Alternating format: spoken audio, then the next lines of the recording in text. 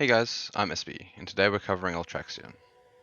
This fight is very straightforward from a DPS perspective, playing similarly to a patchwork style fight with a couple of mechanics that are handled the same way.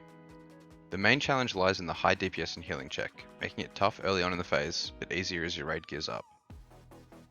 This is the first fight in Classic to give players an extra action button.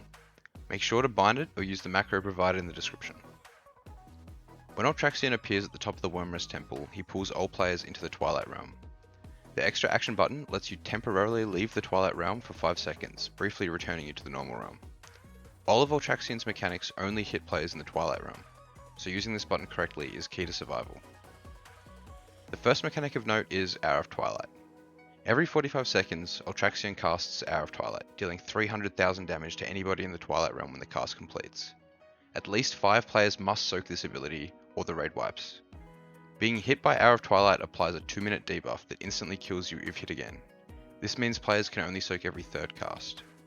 Your raid will assign soaking groups. If it's your turn to soak, do not use your extra action button. Instead, use personal cooldowns to survive. If it's not your turn, use the button to dodge the ability.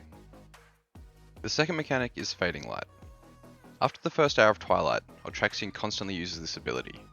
You will periodically be afflicted by a debuff called Fading Light that can last anywhere from 3 to 10 seconds. When it expires, you die instantly if still in the Twilight Realm. To survive, you need to use your extra action button before the debuff fades. Due to the high DPS check, you should delay using your extra action button until the last second, but don't greed too much. Dying hurts the raid much more than losing a few seconds of DPS. Ultraxion deals constant raid damage that ramps up every minute.